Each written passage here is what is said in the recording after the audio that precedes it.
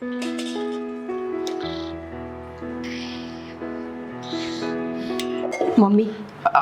હા બોલ ને બેટા.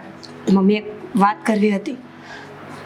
હા પણ પહેલા જમી લે ને, પછી વાત કરીએ આપણે. મમ્મી, જમવા કરતા વાત વધારે ખાસ છે, પછી જમીશ ને હું.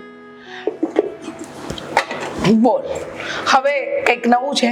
પિકનિક પર જવાનું છે, શોપિંગ કરવા જવાનું છે, તો એ બધું તું ના જ પાડે છે. ક્યાં જવા દે છે તું? એટલે હવે વિચાર્યું કે કઈ એવી વાત કરું કે જેથી મારી મમ્મી મને હા પાડી શકે. બોલ શું વાત છે? મારે ઘણા કામ છે એટલે ફટાફટ બોલ. મમ્મી યાર, જ્યારે મારે વાત કરવી હોય ત્યારે જ કામ હોય. તું કામ પતાવી લે, પછી વાત કરીશું. હવે બોલ ને, નાટક કર્યા કરે છે એના કરતા. શું વાત છે બોલ. મમ્મી, તને ક્યારે એવું સપનું આવ્યું કે મારી દીકરીના લગ્ન થતા હોય, એની હાથમાં આટલી બધી મહેંદી મૂકેલી હોય, લાલ દુપટ્ટો ઓઢ્યો હોય? ના, પણ એ સપનું નથી, એ હકીકત થોડા વર્ષોમાં બની જશે. દિવસોમાં? આપણે ધારીએ ને તો એ હકીકત થોડા દિવસોમાં બની જાય. શું બોલે છે તું? એટલે એમ કે હવે મારા લગ્ન કરી દેવા જોઈએ, મારી ઉંમર થઈ ગઈ છે. હા તો તારા પપ્પાને વાત કરીશ, આપણા સમાજના છોકરાઓ જોવે અને તને ને જે ઠીક લાગે ત્યાં તારા લગ્ન કરાવી દેશે. આ વાત કરવાની હતી. છોકરો મારો શોધેલો ના ચાલે?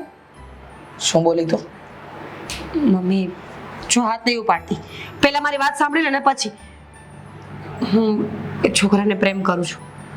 સાગર નામ છે એનું, અને મમ્મી એ બહુ સારો છે, મને બહુ પ્રેમ કરે છે, મારું બહુ ધ્યાન રાખે છે, અને એણે પ્રોમિસ કર્યું છે કે આખી લાઈફમાં એ ક્યારે મારો હાથ નહીં છોડે. પ્લીઝ મમ્મી, તું પપ્પા સાથે વાત કર ને. તું ગાંડી થઈ ગઈ છે, ખબર છે ને નેહાની હાલત. તારી બેન સાથે શું થયું એ નથી ભૂલી ને? મમ્મી, એ જીજુ હતા, એ વ્યક્તિત્વ આખું અલગ હતું. અને સાગર અને જીજુમાં ઘણો બધો ફરક છે.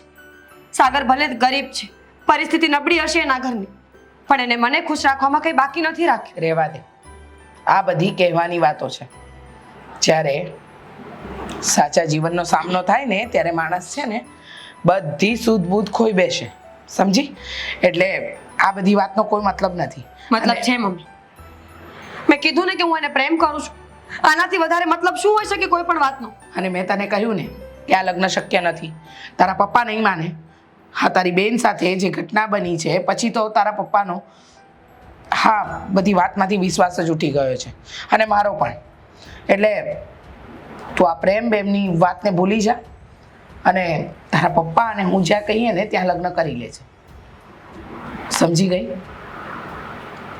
નહીં, હું એમ નહીં માનું. તું પપ્પા સાથે વાત તો કરી જો. પપ્પા શું કહે છે, એમનું મંતવ્ય શું છે, જાણીને મને કહેતો ખરો. પછી આપણે કંઈક વિચારીશું મમ્મી. એમ ડાયરેક્ટ તું કેવી રીતે ના પાડી શકે?